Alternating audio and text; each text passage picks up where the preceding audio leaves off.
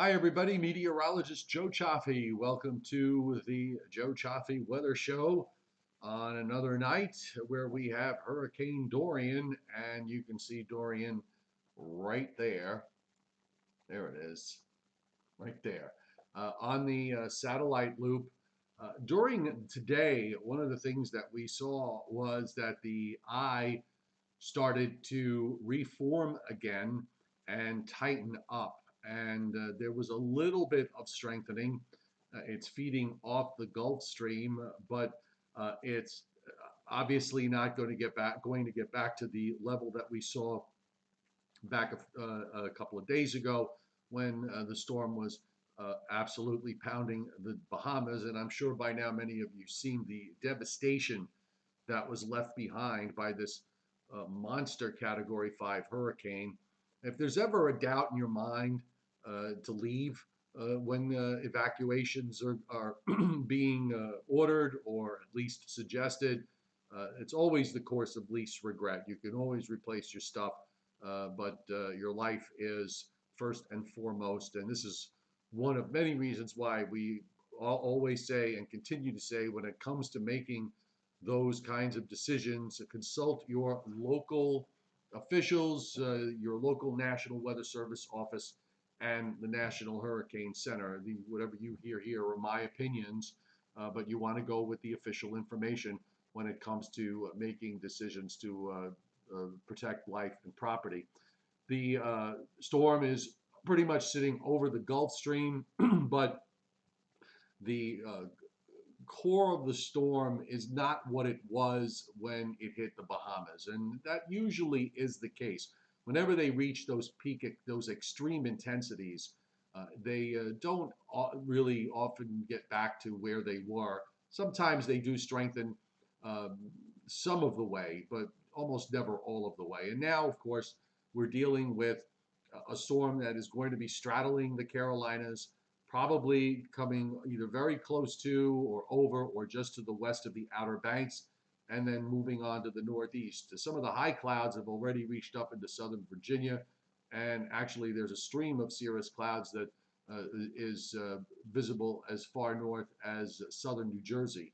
So to the north of that, you can also pick out a cold front that has moved on through, and that front is really setting the table in the alleyway that Dorian will eventually move on, and that is northeast off the Carolina coast, should pass well south and east of New Jersey and Long Island, may bring some fringe precip to those areas, perhaps a bit more of rain and wind to southeastern New England. And then in Nova Scotia and Newfoundland, I would suggest that this could wind up being a rather powerful post-tropical cyclone. It will go through the process of morphing from a tropical cyclone, which it still is, to something that resembles more of a cold season cyclone, a winter type cyclone. The wind field will continue to expand. The strongest winds will drop off, but nonetheless, this will probably maintain some tropical characteristics along the way. And Nova Scotia and Newfoundland could be in line for a rather powerful storm as it goes by Saturday and Saturday night. So let's get started here. We're going right now. The storm is about 130 miles to the south of Charleston, as measured by where the center is, and about 225 miles to the south-southwest of Wilmington, North Carolina, and the beginnings of the Outer Banks.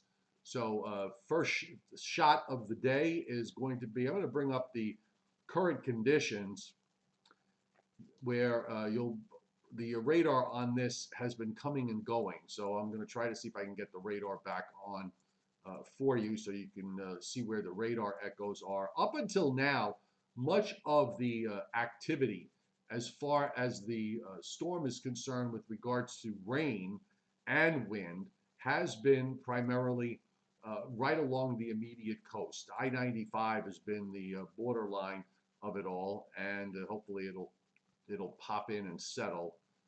It's been, as I said, it's been coming and going. Now I've seemed to have lost all the observations. Oh well, let's see, maybe we'll come back to this and see what it looks like. Now here's the satellite loop again. Dorian's eye looks like it may, you see on that first frame on the visible, the infrared's a little bit deceptive. The eye was fairly tight. The pressure dropped to 958 millibars from 964, and we saw uh, top winds at 110 miles an hour. There's an Air Force reconnaissance aircraft going into the center right now, so we'll be able to take a look at that and follow the progress along while we got this live stream going. Now, going forward on the enhanced loop, I'm just going to take a quick check of you guys here on the stream. Everybody seems to be okay. The sound seems to be okay. With respect to Phil Neary, should be a Category 3 by 11. That could very well be. The plane's right there at the moment, so hopefully we'll get a pressure check while we're on the live stream. So here's the enhanced view, going back from earlier, and you see that big red area. You get these colder cloud tops, and they've been kind of hanging around here along the southern edge. The eye is a bit elongated, but certainly definable. And the blue line being 80 degrees west, the blue line to the south of the eye is 30 degrees north. So we are north of there right now. It's pretty much parallel to the Florida-Georgia border. So it looks like the center is about 90 miles offshore. Now, if it goes on a straight line all the way up, it will come into Charleston. But the model guidance wants to start to turn it a little bit more to the northeast. And you're also getting some fringe precip now that is moving into parts of coastal North Carolina. So the storm is kind of holding its own. It has that sort of symmetrical look to it. It's at least feeding off the Gulf Stream, helping it to maintain some of its energy. So here's the reconnaissance aircraft. We'll give it a quick refresh, and now going into the eye. And there's a long stream here when it comes in on the northwest side of winds between 64 and 83 knots, 83 and 96. And we actually do have some wind barbs of winds between 96 and 113 knots. So at least at flight level, I'm guessing in terms of specifics, was the barbs give you a wide range, that there are probably at least 100 knot winds in the center. And then you'll notice how the winds just drop off as the reconnaissance aircraft penetrates the eye, the 64 knot wind barb, and then you get down into the gales, which are the blue barbs. So the wind decreasing as the storm goes in the eye, which is what you would expect. But the possible 100 knot winds there in the eye wall may suggest that we might have this back over to a Category 3 hurricane. So we'll come back to this again later on, and hopefully get a pressure print on it, and that'll give us another clue as to where we are with this. Now, so here's the hurricane warnings, which basically run from the Georgia-South Carolina line, really from the Savannah River northeastward up the coast to the Virginia-North Carolina border. So that includes all of the Outer Banks, obviously. And the Hurricane Center's track is pretty much right over that hurricane warning area. By 2 p.m. Friday, it is off the North Carolina coast. By 2 p.m. Saturday, it's about 60 miles south of the western tip of Nova Scotia and then moving northeastward. And between there and 2 p.m. Sunday, the Hurricane Center has it as a post-tropical cyclone beginning to make its exit out of Newfoundland. The pressures here get down into the low 950s in terms of millibars, and that's as powerful as any of the stronger non-tropical cyclones that this area has seen over these many years of weather history that we have of weather in southeastern Canada. And then the last print, by the way, is way out in the open waters of the Atlantic, somewhere at about 57 north and around 43 west. So it just accelerates and moves on out to the northeast. Now, with respect to areas, there is a tropical storm warning that is up to Fenwick Island, Delaware. North of there, and northeastward from there. It would be too early for any tropical storm warnings anyway, but my thinking is that where the track is being displaced, I'm sorry, where the track is placed, the northern fringe of the precip of the rain may get to coastal southern New Jersey, perhaps maybe a bit further north up to the coast to about Long Island, a bit more into southeastern New England, where there might be at least some gales for a little while out on Cape Cod and in some of the islands. Some of the fringe gales may get close in the coastal waters anyway, south of Long Island and eastern New Jersey. But in terms of land impacts here, I'm thinking that for my area, this should not be too big a deal. This would be for later Friday into Friday night. It'll be about a 6 to 8 hour window where that could happen, and then after that, weather conditions should improve. The the absence of a deep trough in the east, where you have a southerly flow along the east coast, really prevents this from moving any further north than what you're seeing here on the Hurricane Center's forecast map. And while the track might vacillate a little bit, I think we're at that point now where it's uh, there's probably a bit greater risk of a vacillation down uh, off the southeast coast, off the Carolinas, which could make a big difference in a place in a city like Wilmington between a storm that's just offshore and the eye actually coming over Wilmington. Right now, I'm thinking that it'll stay just barely offshore.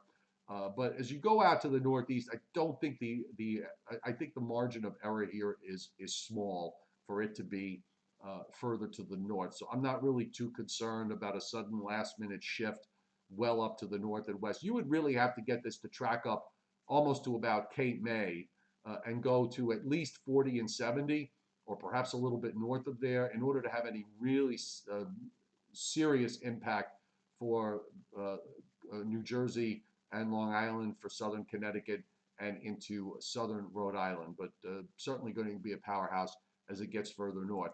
Radars right now, I have a few of them here we could take a look at. The first one is the radar from Melbourne, Florida, which earlier today the eye was visible on the Melbourne radar, but of course now it's moved much further north, and you can see the southern edge of the hurricane is producing some rains down to about Palm Coast, but at Daytona it's done, and everywhere else further south it is also done. Now here's the Jacksonville radar with the eye visible on the eastern edge, about 90 miles out, and the eye wall that is wrapping around it.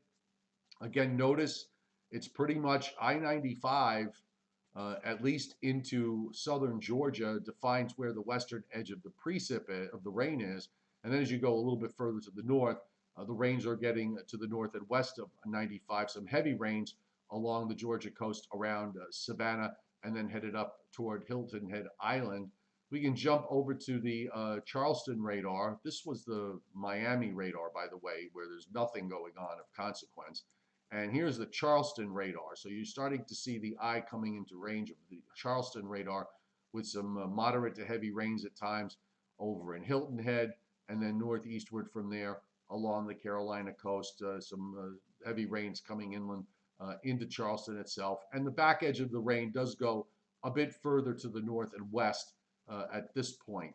But you start, I-95 starts to swing inland here, so it gets out of the rain once it gets north of, I can't read the town. Is it Wattenboro? I can't see it. The echoes are pretty much right on top of the print, but you get the idea, folks.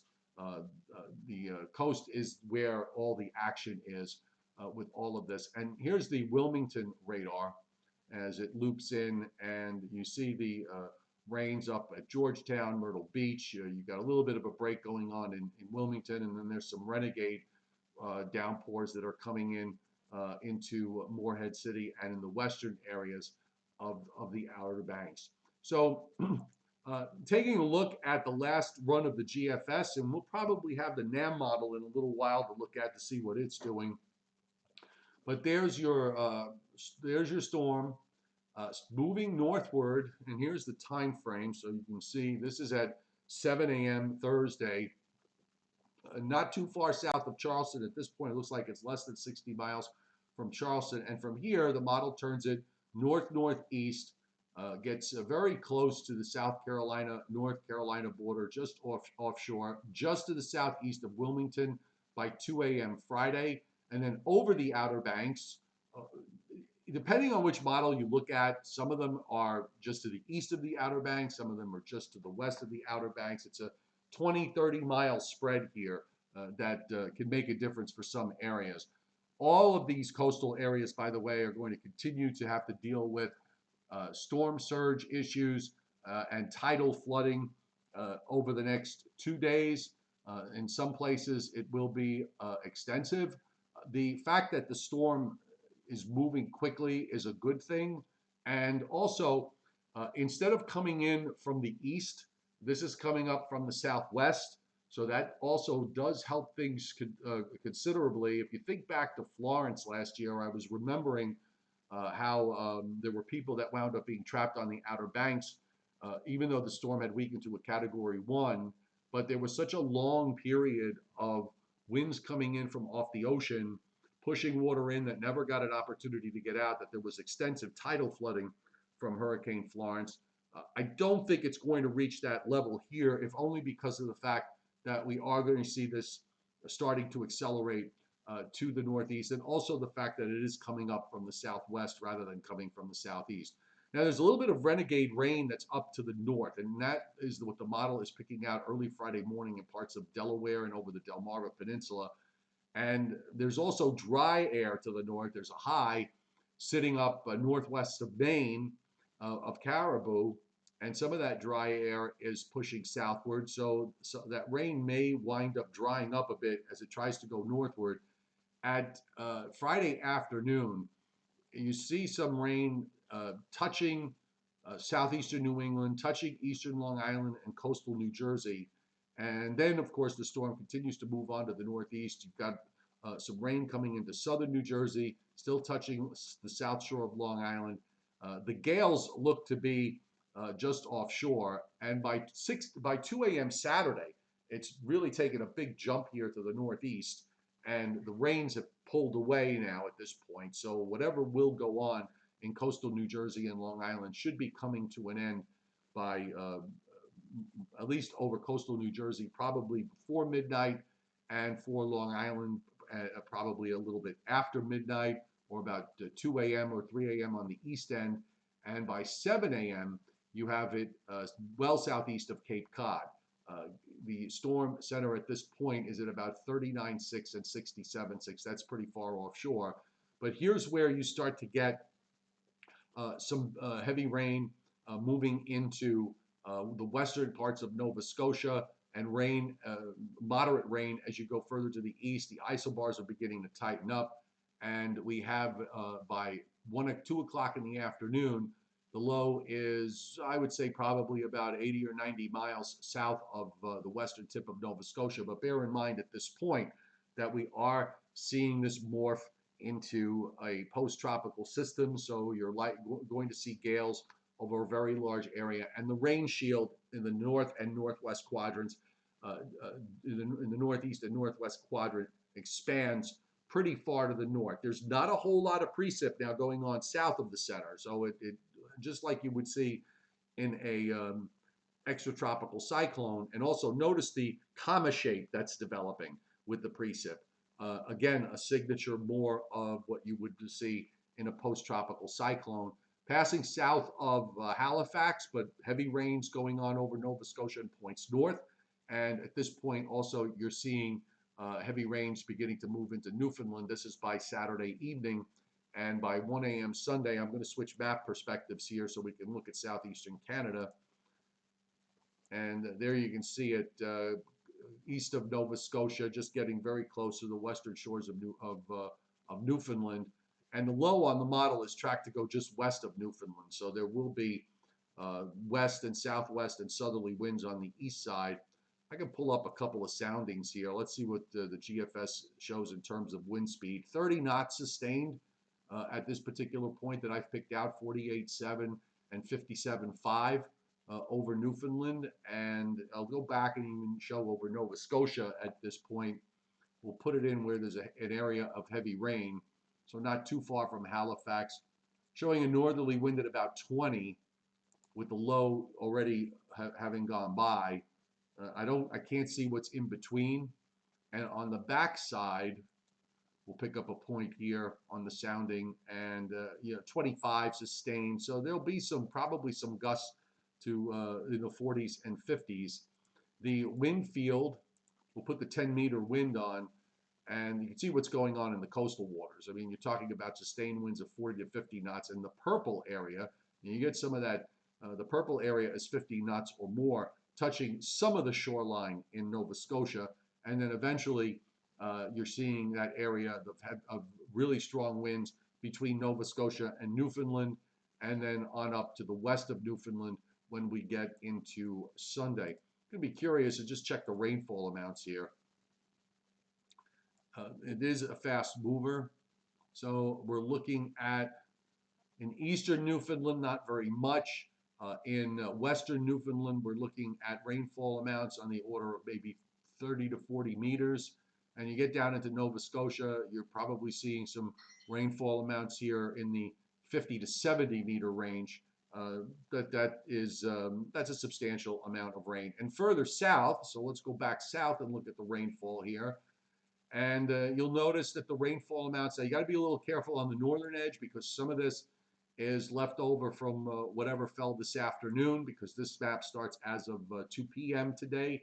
But the rains in the Carolinas, looking at some rainfall amounts on the order of 5 to maybe 10 inches in parts of South Carolina. Then you get a bit of a break here into North Carolina. I'm not sure why that is, but the GFS picking up a bit less rain on the order of maybe some 3 to 5 inch amounts here. And then you see where that narrow streak of very heavy rain that is indicated from coastal North Carolina up until you get to Nova Scotia. That's pretty much where the track of the storm is. It's on the southern edge of this very heavy area of precip that the GFS is indicating. Matches up very well with what we saw on the surface map. And we'll run it back here for you so you can take a look.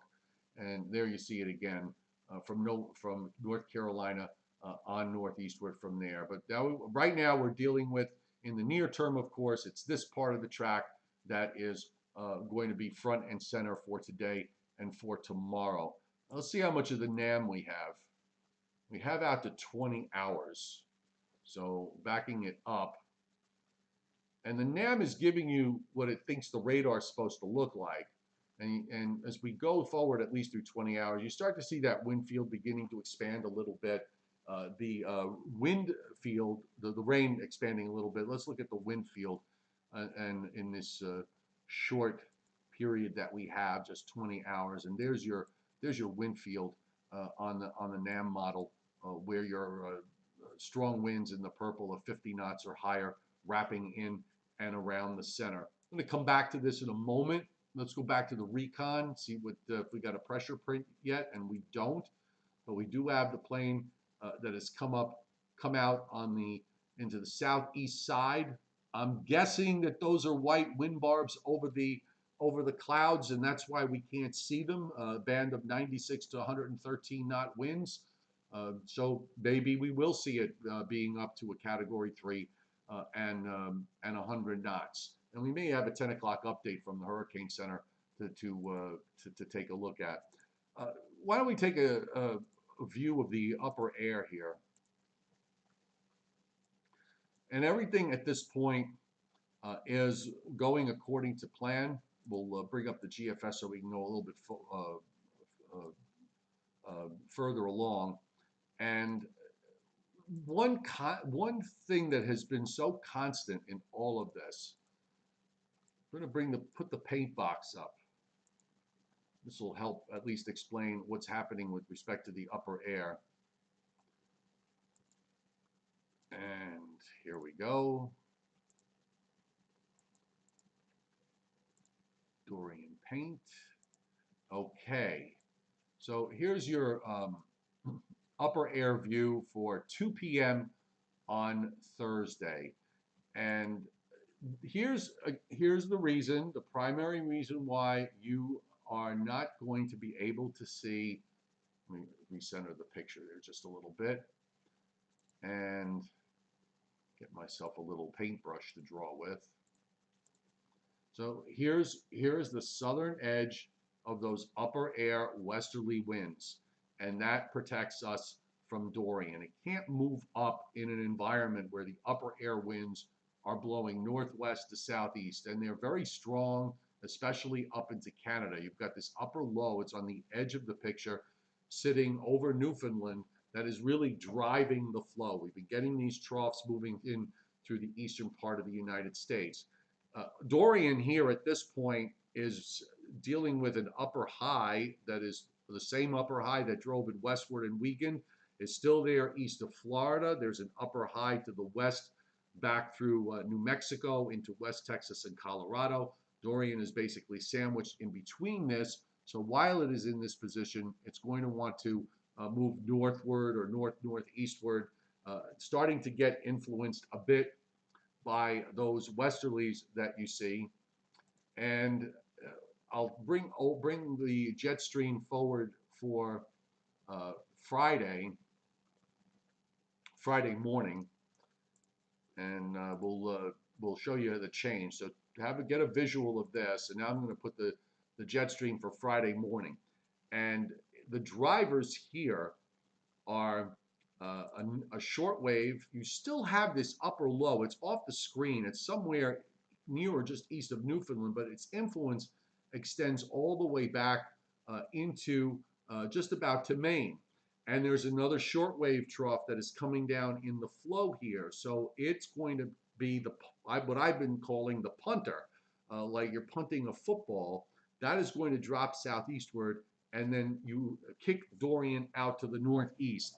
Again, the upper air winds right over New York are running in this direction, and there's your brick wall. So we can't go north anymore at this point. It's going to be deflected northeastward because of this guy, this trough that is going to be swinging through the eastern part of the United States. And if we jump over to Saturday morning, and we'll put the map up here for you so you can see what the upper air looks like Saturday morning. So now we've got Dorian offshore, southeast of Cape Cod. So there it is, right there, on its way, getting ready to get very close to the southern part of Nova Scotia. And your short wave, that the punter is strengthening and is dropping southward from an upper low that is now moving into James Bay. So, and look at how far south these upper air westerlies get, by the way. They drop all the way down into South Carolina and Georgia. This, again, is not the kind of upper flow that would bring a storm up the East Coast. If you wanted, if you want to see what the flow along the East Coast would have to be, you would really need the trough to be to our west, and you need it to be digging pretty far south. So you're going to want a ridge up in this area, and your trough's got to be like this, okay? So your upper air winds have to be almost southerly along the East Coast, or at least south-southwesterly, so that if Dorian, in its position right now, had a deeper trough to the west with a south-southwest flow, it might do something like this. But instead, because the flow is a lot flatter, it's going out more to the northeast. So at least you get a good visual with regards to what the upper air, which drives all these, when you get into the upper air steering, that is front and center through all of this. And you have to really pay very close attention to the timing of all these troughs and when they move through and where the ridges are in the atmosphere in terms of how the upper air shapes out. So once that goes out, of course, weather conditions will start to improve across the Carolinas during the day on Friday. By Friday afternoon, as it pulls out to the northeast, things will get better in northeastern Carolina Friday evening and Friday night. And then, of course, we'll be sitting with this northwest flow through the weekend, so that should bring down some dry air. It looks like the dry air is going to come in pieces. have 2 weak cold fronts that will be moving along in the flow, and at least we'll have some decent weather for the weekend. A bit of a ridge here builds up early next week in the southeastern part of the United States, so you could look for it to get very warm there. And of course, you still have a northwest flow in the northeast, so that'll keep things dry and reasonable and seasonal. The ridge looks like it wants to be in the east for, or at least the eastern half of the United States. It kind of migrates back a little bit further to the west in the middle Mississippi Valley. By the middle of next week, you're still getting troughs coming around, and whatever upper feature is sitting near Labrador, swinging through. So a few people were asking me about whether it was going to get very warm or hot again. Well, as long as that upper low is there into next week, that would prevent it from getting too warm. The ridge tries to build into the eastern states, and we're going into the weekend of the 14th, 15th, which would be, this might be a bit of warm weather that comes into the east, but then here comes the next trough as we move. Now we're well into the long range, of course. But you'll notice that northwest jet doesn't want to go away. I mean, that's been something that's been around since mid-June, and we haven't really seen it vary all that much when through the summer and into the fall months. By the way, here's a close-up view. I've got a close-up, it's just a 4-frame GIF of Dorian from when it moves off the North Carolina coast.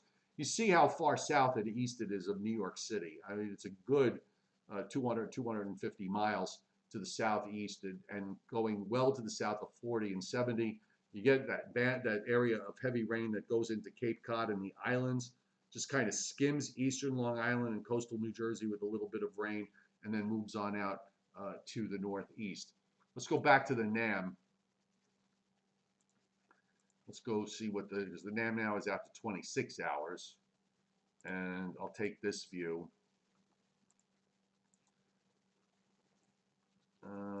Okay, so now we have it on the NAM model as it runs along. So very close to Charleston, very close to almost on Wilmington. The top of the L is over land there. So the NAM is maybe of this particular run of the models might be slightly to the left of some of the others. The European might be an interesting one to take a look at, so let's take a look at this. By the way, all the maps are courtesy of the great Levi Cowan of tropicaltidbits.com. What a great site this is for all things weather. But the NAM in its the European in its 24-hour increments, so we can't see in between, but it does take it over the Outer Banks. I don't know how much value to put into the pressures here. 945 would clearly be a Category 3, and so would the 954 going into North Carolina. But I'm always be suspect of the pressures that you see on some of these maps. And here we have it as a 937 low southeast of Cape Cod. Now that's insane, and a 959 when it gets to Newfoundland. So again, the idea that this could be a rather powerful storm transitioning from tropical to post-tropical is certainly a very real one for Nova Scotia and for Newfoundland and for New Brunswick to a certain extent. At least they'll be on the northern part of this. We'll get some rain out of it as it moves along to the northeast. There are a couple of other systems. Oh, the storm inundation tool, which you can find on the Hurricane Center's website, nhc.noaa.gov. You've got 3 feet of inundation being shown in the Outer Banks in Pamlico and Albemarle Sound. Area of the blue is a foot, and the greater than 1 foot, and the yellow is greater than 3 feet, but not to 6 feet. We'll see if this changes tomorrow down the coast. Not seeing a whole lot here down around Wilmington, but you do see some inundation in and around, there's Myrtle Beach. So south of Myrtle Beach, you do see some significant inundation here with some amounts to 6 feet coming in. I don't know. Usually they have these rivers, so whatever river that is near Jamestown, that runs to southeastward to the coast, McClellanville. You're seeing 3 with some pockets of 6 feet of inundation there. The tidal flooding is going to be significant in some places. In and around Charleston, you've got 1 foot of inundation, in some places as much as 3 feet. And as we go further south to Kiwa Island and down to Edisto Beach, 1 foot and some 3 feet of areas of 3 feet of inundation is being indicated for that particular area. The 8 o'clock advisory is at 30.9, 90, 79.8, 130 south of Charleston, 255. I said 225 before, so 255 south-southwest of Wilmington, carrying 110 miles an hour. Motion was northwest at 345 degrees at 8 miles an hour, and the pressure then was 959 millibars. Let's see what they're carrying. It should have a 10 o'clock update here from the Hurricane Center. And 955 on the pressure. So we've dropped 9 millibars since this afternoon. 955, moving north at 8, 30.9 and 79.7. So they nudged it 1/10 of a degree to the east. And let's just check the statement really fast. A buoy at Grays Reef, Georgia, recently measured sustained 47, gust to 65, and Hilton Head 36 with a gust to 47. Let's see if my map is working, and it is. Okay, so we have a buoy that is out at 32.5 and 79.1. So that's northeast of the center, east-northeast there. Gust at 34, gusting to 49.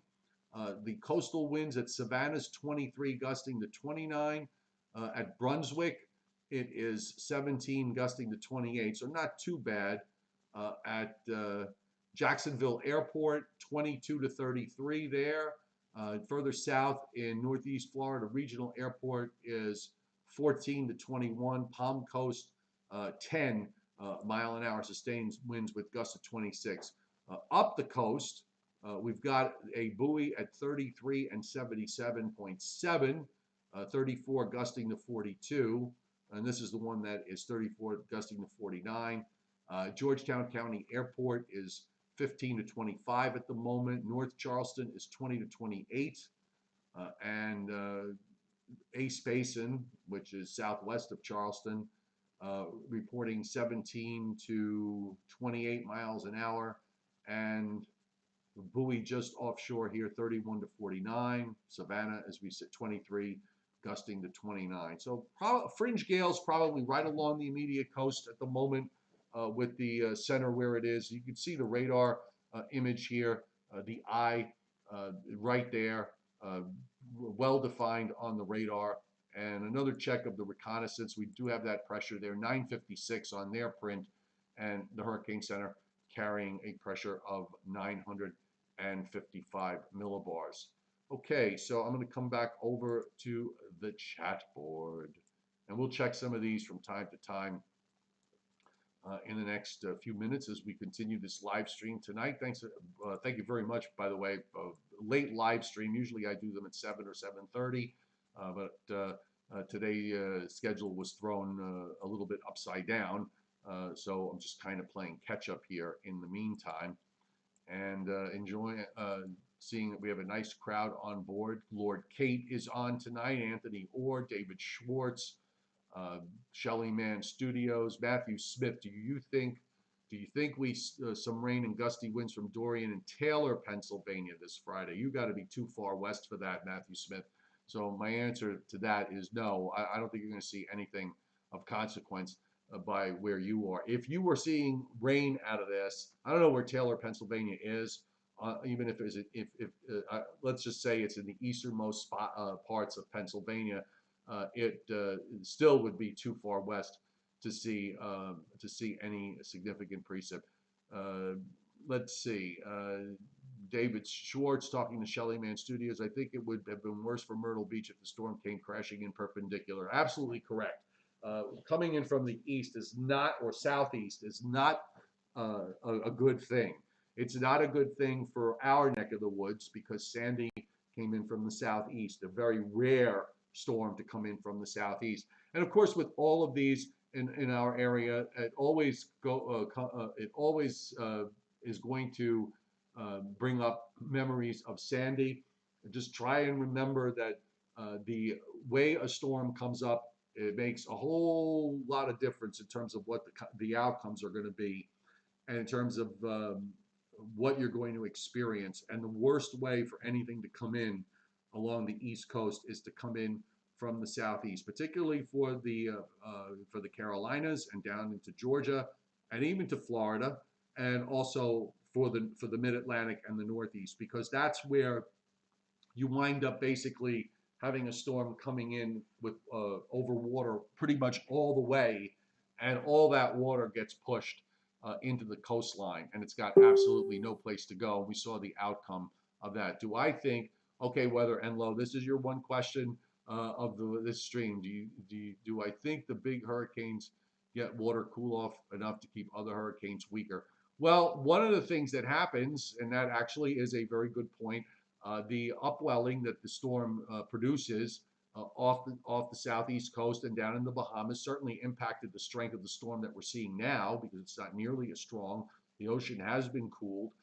The storm's winds, upwelling, you have very warm water, but that warm water only goes down so many feet. Then you start to get into really deeper water, and the water you get down to 50 feet, 100 feet and lower.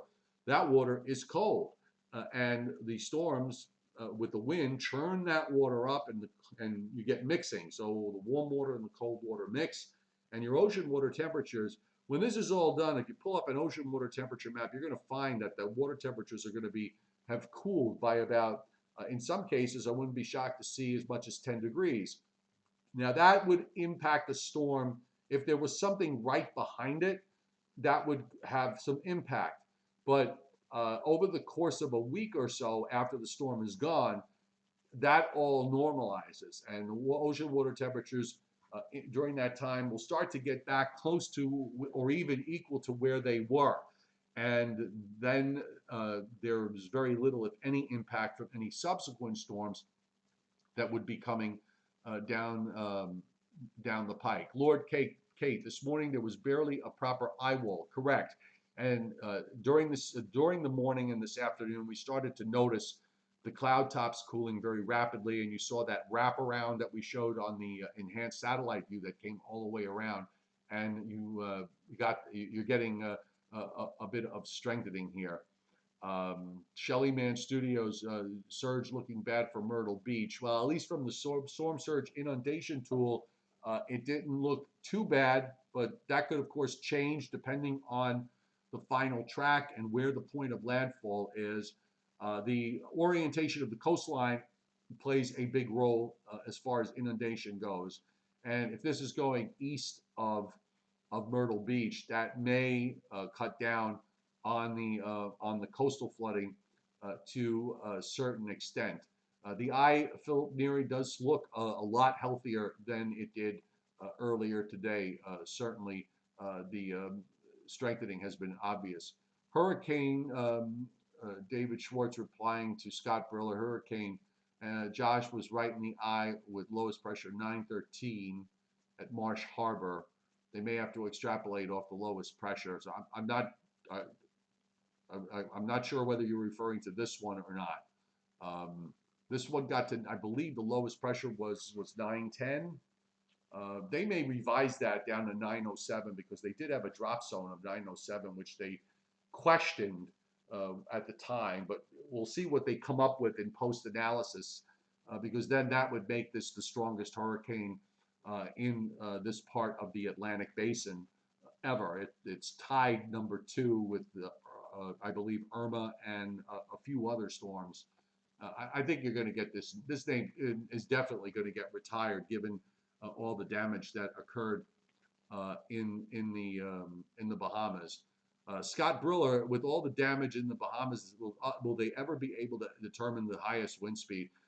They'll figure it out. They will figure out what they think the highest wind speed was. I think the 185.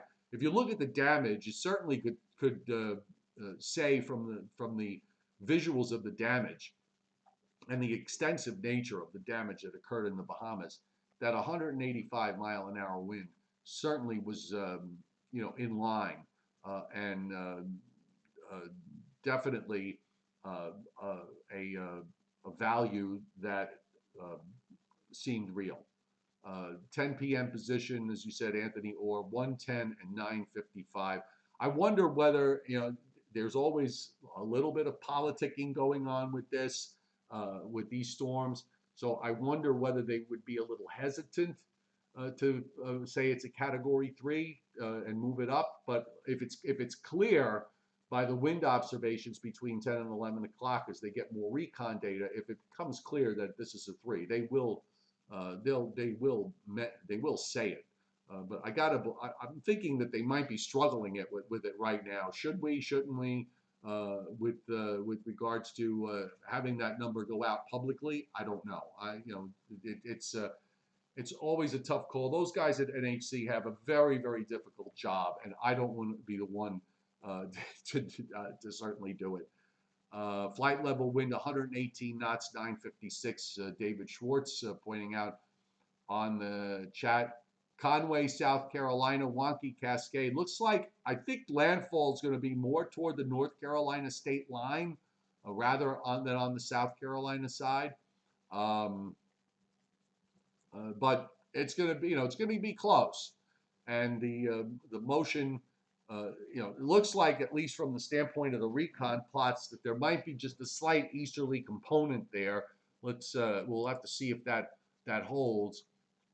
We'll go back to the recon, and then we're going to go to, we'll go back to the NAM. We'll have a little bit more of the NAM model here.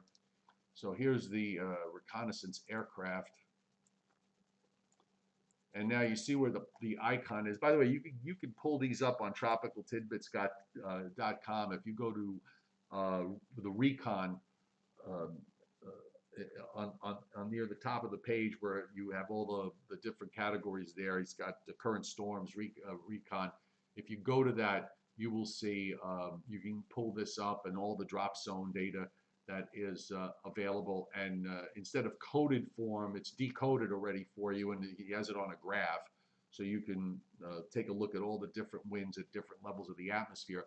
The plane icon on the right, so he's now flying north and going to make a second pass, so we can get another fix on the eye, and we can calculate the actual motion and the wind direction, and he'll pull down a new pressure. Okay, let's see where the NAM is at, and it looks like the NAM is out to 48 hours. This is the surface map without the precip,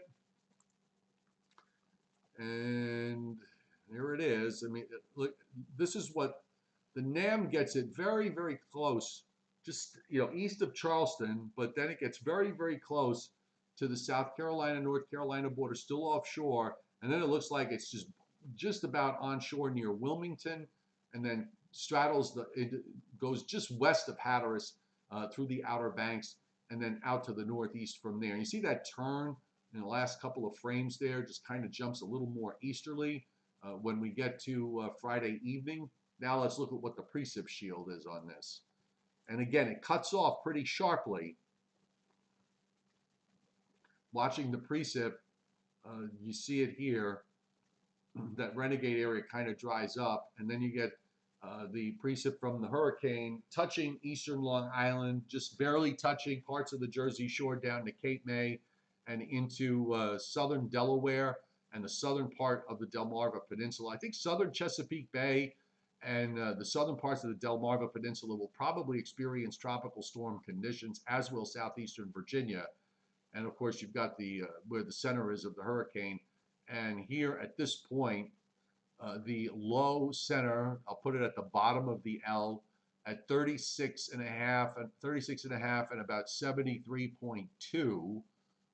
and New York City is up around just about 41-ish.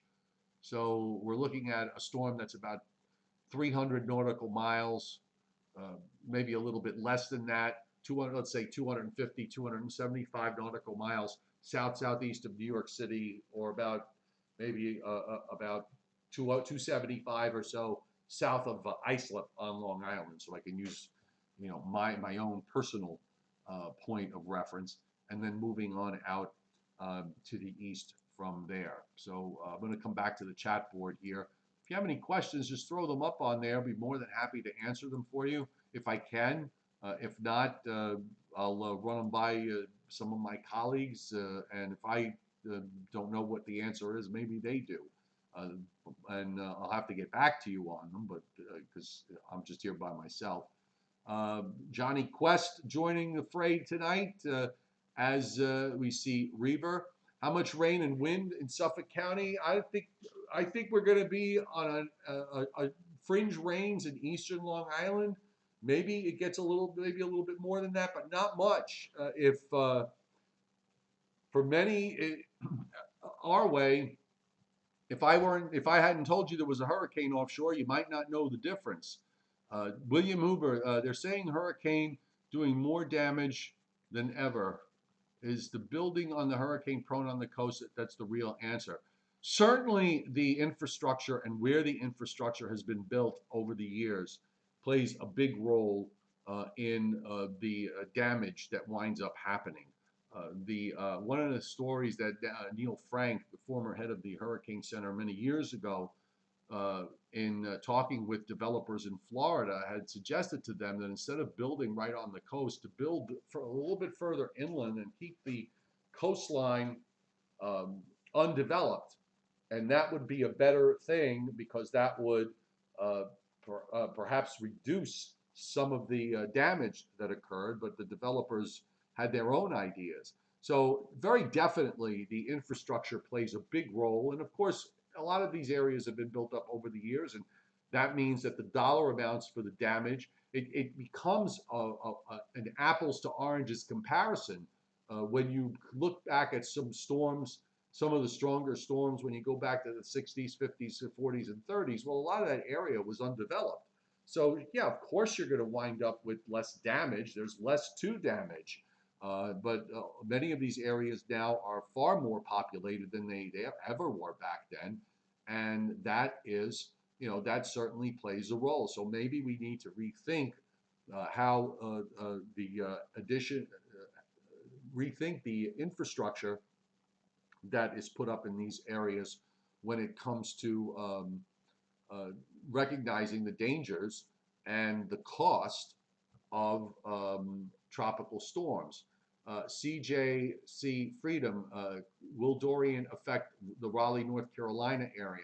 You're going to get some rain out of it, I think.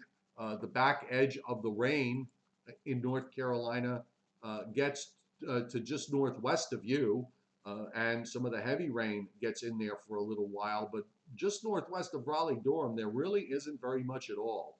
And again, from the standpoint of where the track is, this is for you almost like a wintertime type of storm that would develop along the East Coast. So I don't really think you have too much to worry about. And the speed of the storm is helpful here because the bigger issue for you would be something on the order of with Florence, for example, and all the heavy rains that occurred there. Of course, that was another storm that moved inland, slowed down to an absolute crawl. We don't have that here. This is inside a window of about 12 hours from the first raindrop to the last. Might even be a little shorter than that, and then you're done. So I really don't think you have much to worry about out your way. The rain comes in, the rain goes out, and you definitely know what heavy rains are in the Carolinas sometimes. So I think you'll be able to handle it. NOAA Weather Hurricane Watch Warning Alert 2019. I think you have the longest name of anybody that's ever been on one of my chat boards. But in the next 2 weeks, more hurricanes coming to the USA, long range. Okay, here's something that I think is a very good. I want to make this point because I know a lot of you look at these models on various websites, which I think is a good thing. It helps you gain a better understanding of how the atmosphere works. We had some runs of the GFS last night, bringing a system that is now moving off the African coast. And 2 weeks from now, on two runs, one of them had a track very similar to this one. Another one shot it right up the East Coast. These are this is where you ignore. I think what you can say about the general pattern is that it looks to remain pretty much the same, not exactly the same, but you do have the general flavor of the upper pattern continuing. So it would not shock me, certainly, that if we wind up seeing another named storm or two making their way across the Atlantic, or perhaps forming close enough in our backyard so that we wind up um, we wind up uh, seeing perhaps another threat somewhere. Also, bear in mind, it's not a guarantee, but I think back to 2016 when we had Irma and Maria and Jose very, very close together. And they all, well, Jose wound up recurving, but Maria and Irma did not. And we know what they did. I would say uh, the possibility of seeing something that rhymes. Those of you who've been watching for here long enough know that I often refer to that when you figure out what a weather pattern is, it never repeats exactly, but there is usually a certain similarity, a certain rhyming nature. And if we wind up seeing something that takes a similar track, don't be shocked, okay? Don't be shocked if that is the case. Reaver, it says, how do I remember all these storms? Oh, I'm not as sharp as a tack as I used to be. Once upon a time, you could probably name the year, and I could name you every storm that would have made landfall that particular year. I don't even remember what I had for dinner tonight. Okay, so it's not nearly as sharp as it used to be. And I said last night, and I really do need to do this, is to probably go back and reread some of the history. I have probably a better memory of storms from when I was younger than storms of the last 15 or 20 years. I've kind of drawn a blank on a lot of them. And I think a lot of that has to do with the fact that um, in the world we live in today, we have so much information thrown at us that our brains and our hard drives in our brains are basically all full, and there's no room for anything new.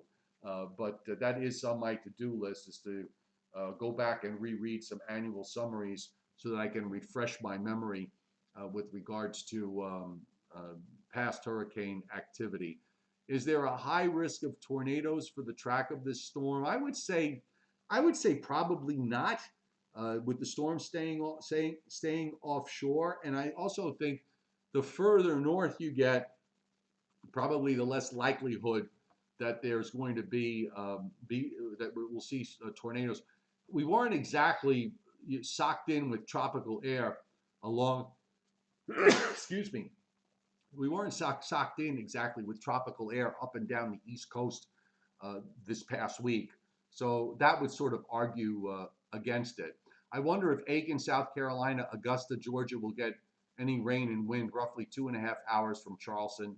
You know, you're far enough inland. You saw on the radar before, John Brotherton.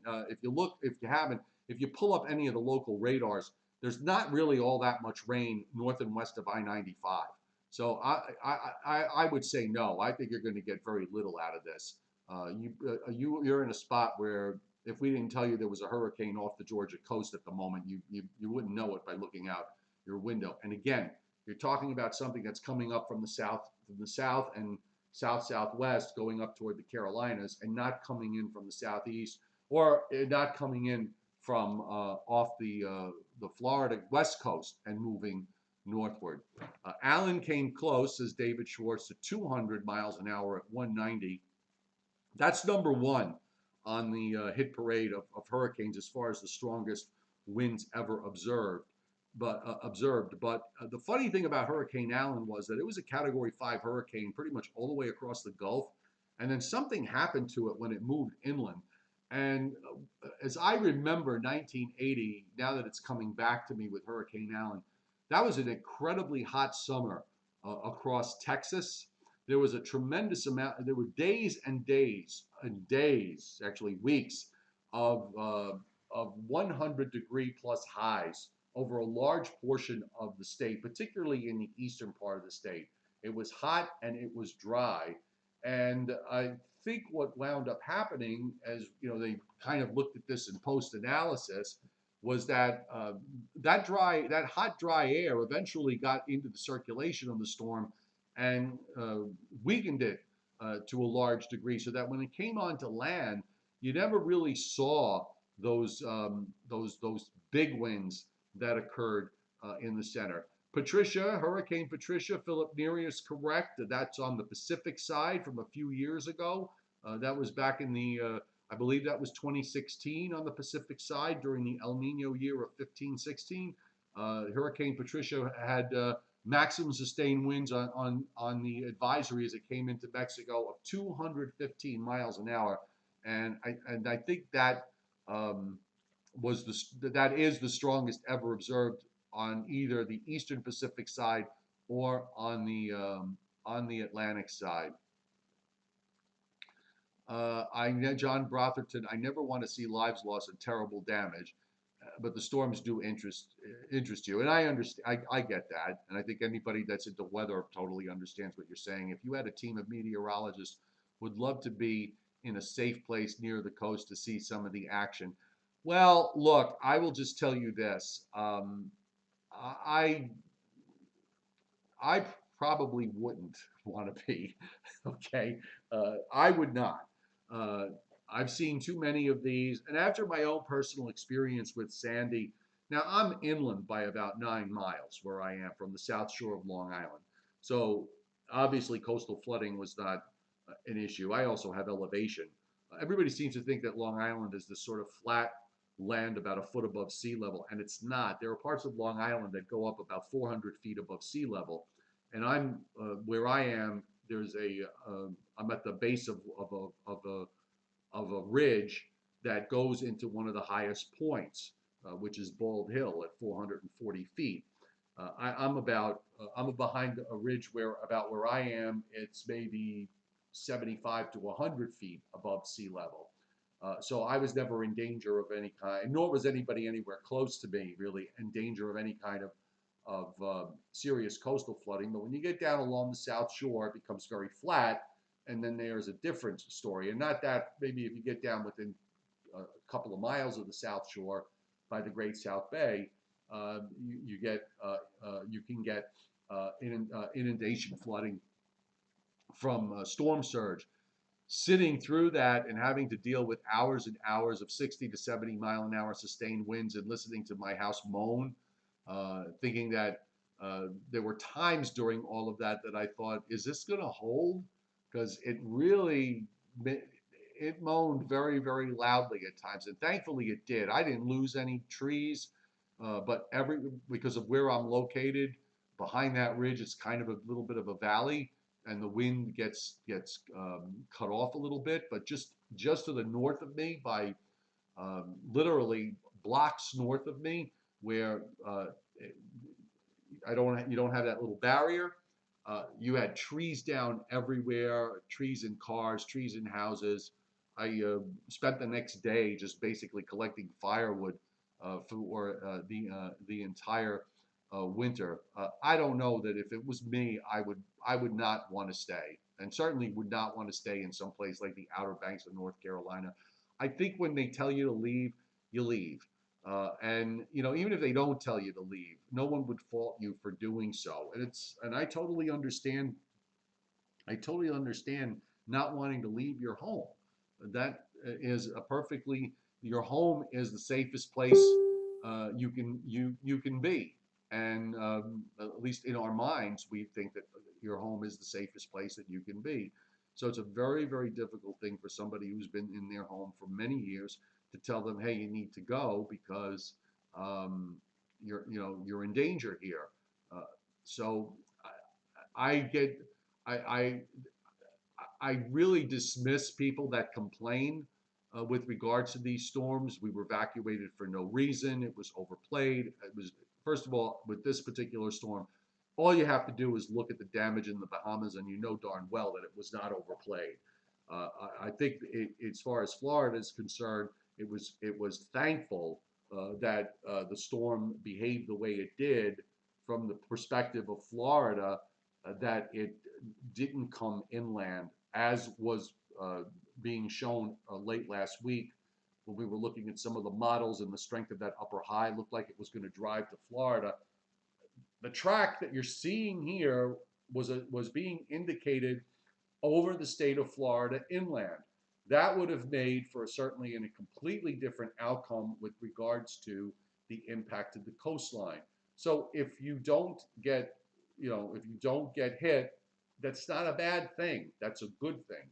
If you, the inconvenience of being, of evacuating and everything else, that's part of the risk that you take, I believe, by living in a coastal region. It comes with the territory, and you need to recognize that, and you need to accept that. Otherwise, don't live there. It's kind of silly. It's just like it's like moving up to Vermont, New Hampshire, and Maine, and being outraged that it snows there in the wintertime, and then in some places it snows in feet. Oh my God, that's just such a shock to me. I never knew it snowed this much up here. Stop it. Okay. If you move to a coastal area, you're going to have to expect that from time to time, maybe not every year, maybe not every 5 years, and in some cases, maybe not every 10 years, and hopefully not ever. But it's probably likely that at some point in your life experience, if you're living at the coast, you are going to have to evacuate because of a tropical system, because of a hurricane. And I think that you follow the advice of your local officials and you do it. And if it turns out that everything is okay, thank God for that, and you move on. Okay, it's like hating wind and moving to Chicago, John Brotherton. Or better still, it's like hating wind and moving to Mount Washington. Okay, that's an even better example. Actually, New York is windier than Chicago. The term of windy city for Chicago has absolutely nothing to do with weather and everything to do with the history of Chicago politics. The name coming from the fact that the gas bags back years ago in history were depicted as the gas bags being the politicians, were often depicted in cartoons as these pompous windbags just talking on forever and ever about all the wonderful things that they were going to do for the people of Chicago. And it came to be known as the Windy City. And Boston, Philip Neary, is windier still. So there you go. William Huber, when ocean and bay become one, it's not good. Sandy, Long Beach, Rockaway Beach. Absolutely correct. Definitely not good.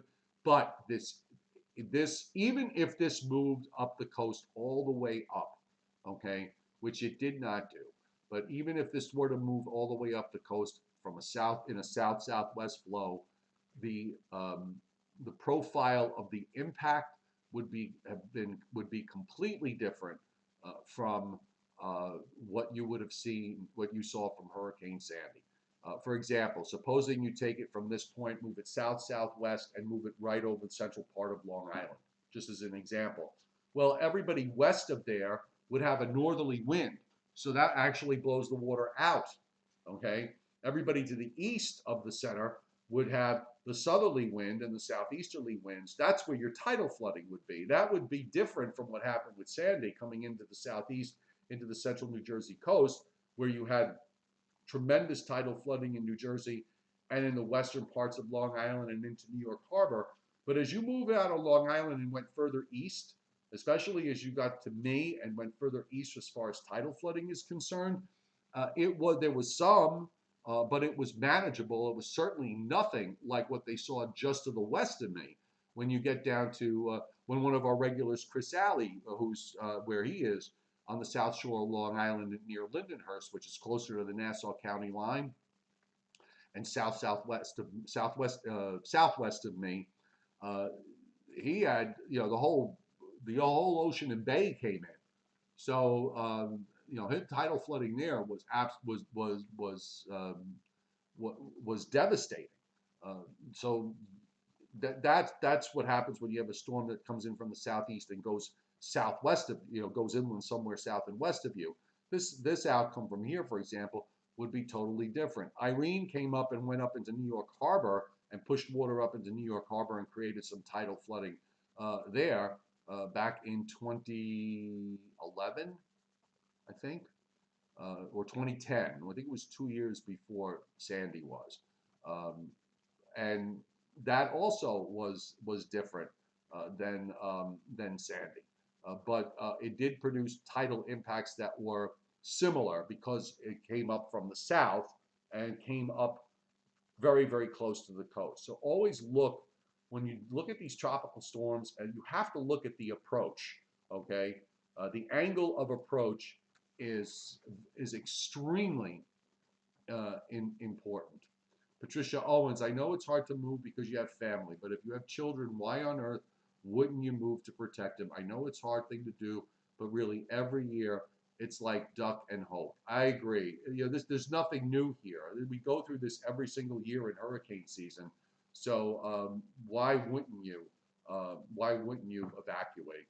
I never really quite understood. In the wintertime, people get mad if you predict a snowstorm and it doesn't quite live up to expectations, and they get upset. I don't get that. I really don't. It's a horrible. Snowstorms are inconveniences. They're horrible inconveniences, and while they can also be dangerous, it pales in comparison, usually most of the time, to these tropical systems, and particularly to hurricanes. It's kind of no comparison here. But yet people complain. I know it's tough to be inconvenienced. You're not going to be evacuated from a snowstorm, and snow does melt, which is a whole lot different than dealing with something like this. Johnny Quest, people see the bad side of hurricanes, but what people don't realize is that hurricanes bring cold water from the deep, provide nutrients for plankton, and starts the food chain in the ocean. Everything has a purpose, and that is correct. And another purpose of hurricanes is to redistribute the heat that the earth builds up during the summer season across the northern hemisphere. You have all that heating from the sun that really overheats the earth. It has to be redistributed someplace, otherwise the mechanism of the atmosphere would cease to function.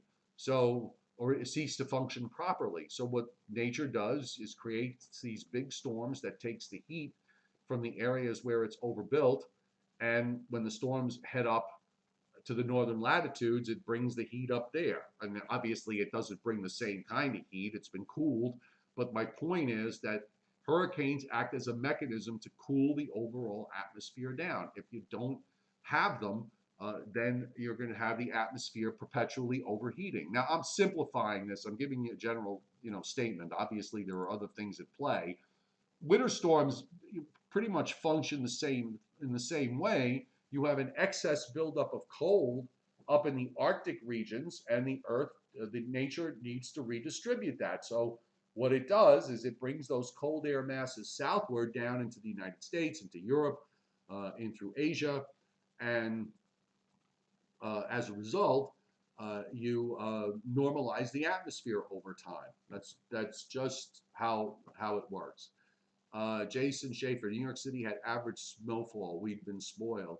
The snowfalls in New York City have been above average for the last 20 years compared to past statistics. So for snow lovers, yes, indeed, it has been quite a stretch with respect to snowfall. So I always know on these live streams, because at heart everybody's a snow lover. So eventually we all wind up migrating, Tim Pendleton, to the conversation always winds up going over to snow weenies. Okay, hang on one second. I'm going to just see if we got anything new. Well, the recon is about ready to make the turn in the other direction, but it's not yet near the center. And there you can see it here. It's made the turn now, flying southwestward to make the next center fix, which I imagine will be to the north of, or slightly east of due north of this one. And it's probably a little bit delayed. So I'm thinking that the Hurricane Center may already have the numbers. By the way, just really fast, and then I think I'm going to wrap it up, but just very quickly, we do have other systems running around. So Ferdinand, which was a tropical storm, is now inland in northeastern Mexico, and we're seeing some heavy rains even into parts of deep south Texas out of this. Ferdinand is gone. You see where Dorian is. You have disturbed weather, 60% chance of tropical cyclone formation in the next 2 days and also in the next 5 days. The Hurricane Center pointing out that we do have a low out there, and if upper air winds were to decrease only slightly, we could see a tropical depression or maybe even a tropical storm form out of this. Gabrielle is a 50-mile-an-hour tropical storm at 21.5 and 34.4. Okay, so it's really way out there. And on the satellite, I'm going to bring that up, and we can take a look at the whole eastern satellite. You can see Dorian. You can see the low that's east of Bermuda, and also the impact of some of the stronger upper air winds that seem to be blowing the cloud tops from west to east. Gabrielle is over to the right of that. Well, to the right of that, the circulation that is out in the Atlantic, and of course, at this part of the world, when they're already up at 20 degrees north, they just keep on going. So this is basically going to be a fish storm. Now we've been talking about a tropical wave that's coming off the African coast, and you can see it there. It's a little hard to see on this angle, but we do have this wave coming off, and this is something that the Hurricane Center has mentioned, also mentions in their outlook. And while they don't have anything developing in the short range here, 0% in the next 2 days, they do have a 50% chance of this developing over the next 5 days. And this is one that the models were developing as it moved westward across the tropical Atlantic. It's far enough south. It's south of the Cabo Verde Islands, which is at about 15 and 25, between 20 and 25. So it's south of there. And Gabrielle is well to the northwest of the Cabo Verde Islands. And in fact, just to show you the forecast track of Gabrielle, you can see they're actually strengthening it to a hurricane by 8 p.m. Monday. But at this point, it's somewhere between 35 and 37 north, around 37 north and around 47 degrees west. So it's pretty much right in the middle of the Atlantic. The Azores are if you go 1, 2, 3, 4 boxes to the right, those are the Azores, and 1, 2, 3, 4, 5 boxes to the left, and you've got the Carolina coast. So it's just about halfway out in the tropical in the central Atlantic, and it's going to go up and out before it's all said and done. So I would certainly expect you should certainly expect to see the tropics staying busy. We may not necessarily have a named storm every single day, but given this explosion of activity that we've had during the latter part of August, and now as we are through the first 4 days of September, we're up to waiting for the H storm to form. It's amazing that we had those 2 storms early, then that long gap where nothing much happened. And I remember through much of the first 3 weeks of August, people were starting to wonder, where is it? When are we going to start seeing tropical activity? And oftentimes you just wait till the last 10 days of August, and then if everything else being equal as far as the atmosphere is concerned, you suddenly goes kaboom, and you wind up seeing 2 and 3 named storms all at the same time. So right now, at least during much of today, we had 3 named storms going in the Atlantic basin. Doesn't happen too often, and 4, I believe, has only happened 8 times in the history of tropical systems in the Atlantic going back to 1851. It's a long way back. Okay, so look, it's 10:49. Let's all be surprised at 11 o'clock to see what the Hurricane Center does. I don't believe that they've updated their advisory yet, but just in case, because I have to work tomorrow, so I have to go to bed. 10 o'clock, we do not yet have the 10 o'clock update. We already went through, but I don't have the 11 o'clock advisory. The Gabrielle 11 o'clock advisory, it's at 21.5 and 34.4, 50-mile-an-hour sustained winds. And we just saw that was probably their newest forecast, and indeed it was. 37.5 and 48 is where they take it to. And Ferdinand has dissipated in the rugged terrain of Mexico, so they are done with doing this. We have the last advisory with regards to Ferdinand, and we'll see what happens. We'll see what the Hurricane Center does in about 10 minutes time. So it's 10:50 Eastern time. Again, always remember when it comes to tropical systems to make sure you follow the advice of local officials and get your information from official places, from the National Weather Service, weather.gov, or from the National Hurricane Center, nhc.noaa.gov. And when you look around on the internet and you see all these different things on different social media platforms, double check your sources. Make sure that whatever information you get is from a reputable source. You don't want to, there is a lot of stuff out there that is written with agendas in mind with regards to getting clicks on websites, et cetera, et cetera. And make sure you read things thoroughly. I can't emphasize that enough. Often read beyond the teases on weather posts, on all posts, but weather posts for sure, are written in a way to make it sound as if some doom is on the way.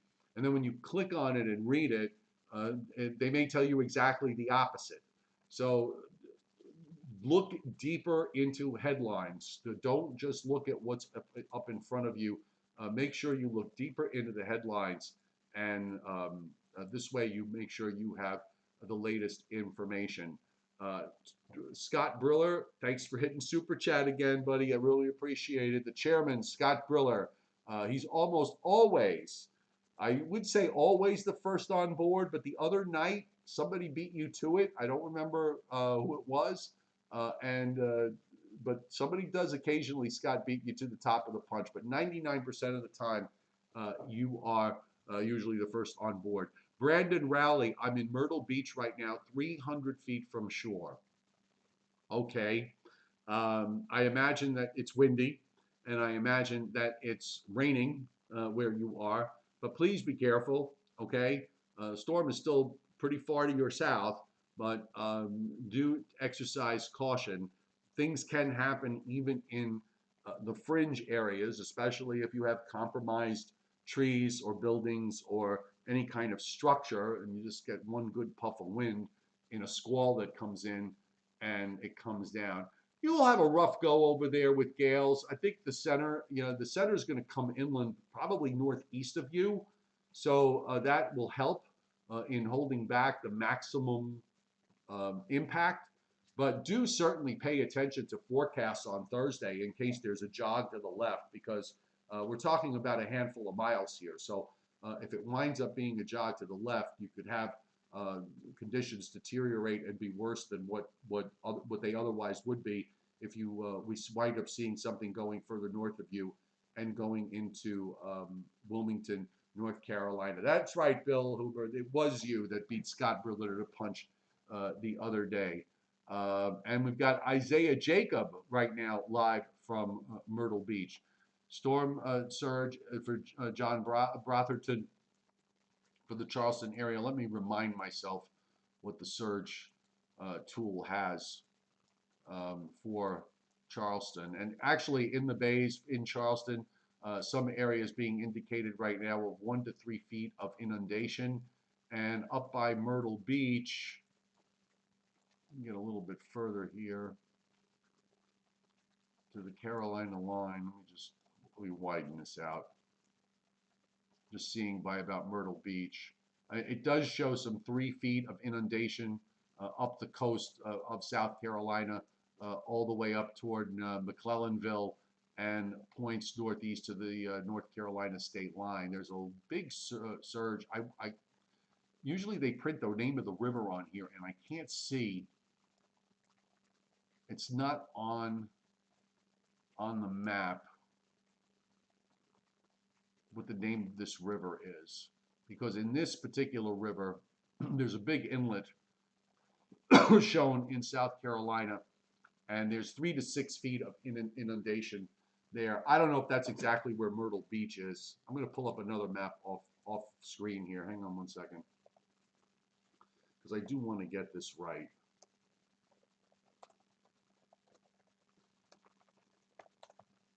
Hang on there, folks. I'm right here.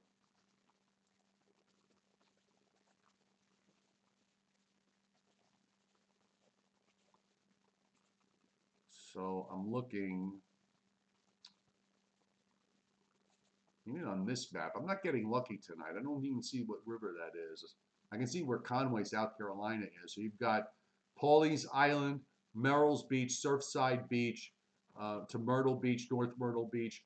The inundation tool on the Hurricane Center's website does show a significant amount of inundation there. You can check that out if you go to nhc.noaa.gov and go to where all the advisories are for Dorian. And one of the options there is the storm inundation tool, and you can it's interactive, so you can just just click on that, and with your mouse just go to your map location and zoom in, and you can zoom in actually pretty tight, and it'll tell you how much feet of inundation. Now that's based on storm track, so if the storm track changes, the inundation may change. So you can't just check it once.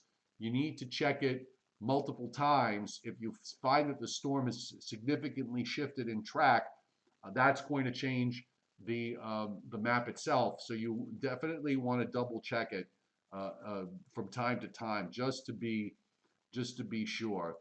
Okay, we pushed it to 10:56. So let's see if the new advisory is out.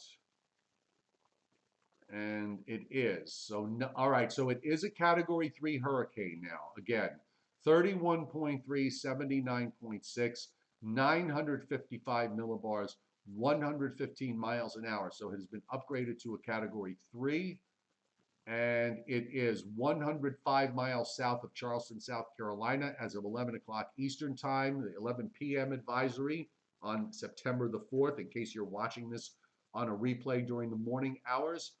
225 miles south-southwest of Wilmington, North Carolina. Maximum sustained winds 115 miles an hour, moving north at 10 or 010 degrees, so just ever so slightly east of due north.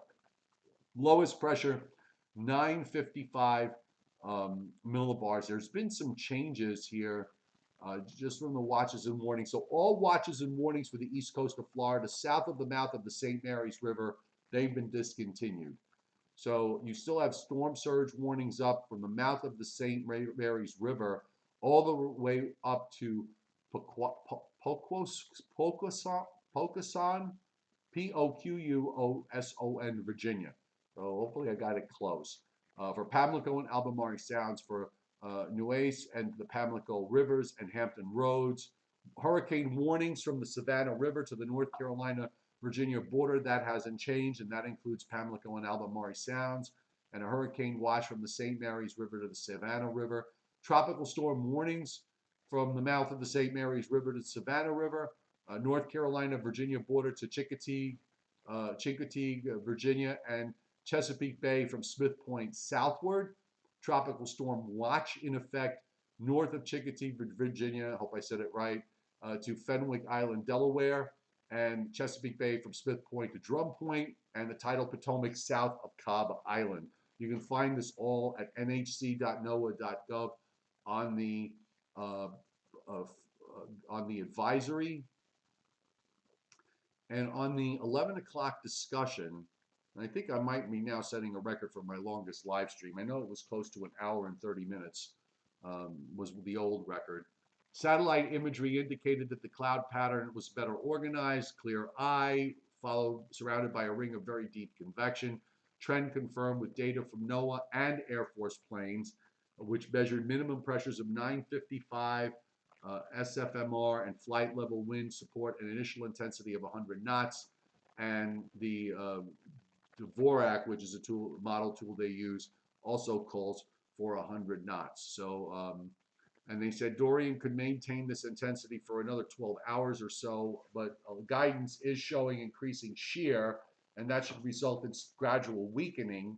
The intensity forecast is basically the same, keeping Dorian on the border of a Category 2 or 3 intensity as it moves near the southeast coast of the U.S., and the forecast is consistent with intensity models, which unanimously gradually weaken the cyclone. On the other hand, the wind field is expected to gradually expand during the next several days until the cyclone becomes extratropical near Atlantic Canada. Air fixes yield a northward motion of 010 at 6.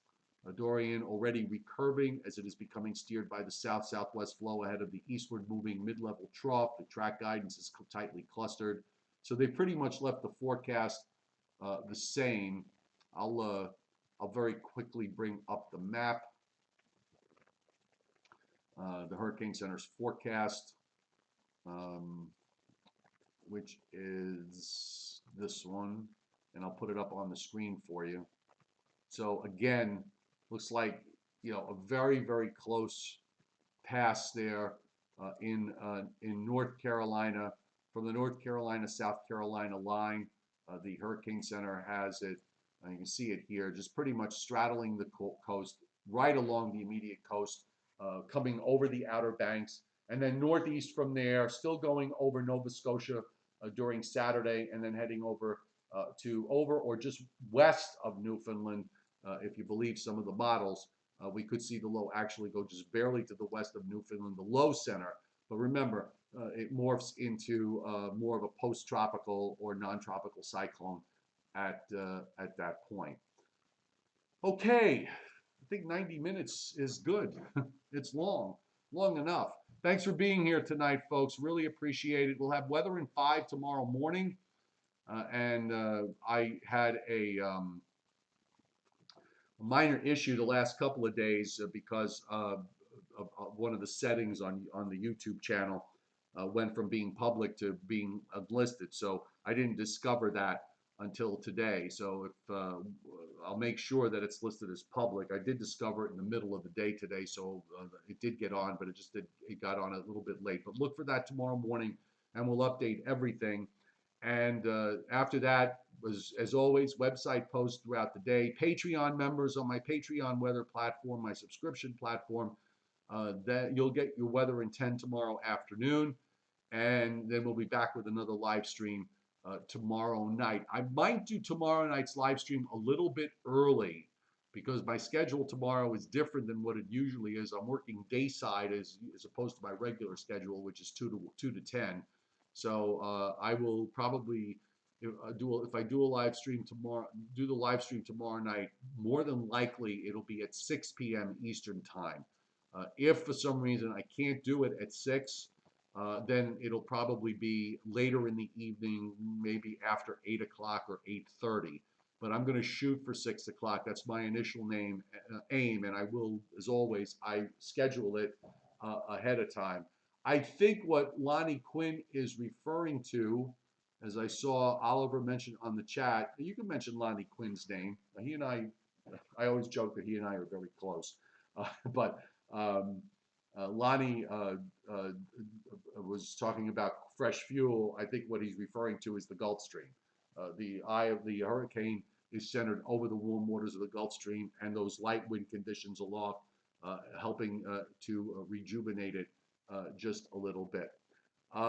Okay, so thanks very much for being here. Really appreciate it as always. And I have website posts at meteorologistjoechaffee.com, and my buddy Angry Ben does nycweathernow.com for a New York City perspective. And of course, by the way, download my free weather app, which you can get on Google Play or on the App Store by just searching Meteorologist Joe Chaffee or just plain old Joe Chaffee if you're on an Android device. It's a little easier to find me on Google than it is on Apple.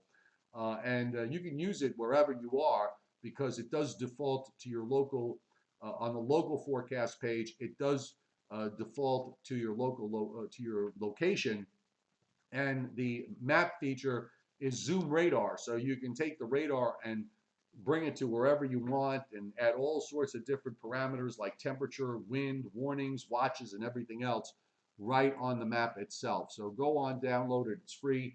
You can have fun with it. If you'd like to support it, you can become a Facebook supporter for $1 a month or join my Patreon platform for just $2 a month, which a number of you that are on these live streams are part of my Patreon platform.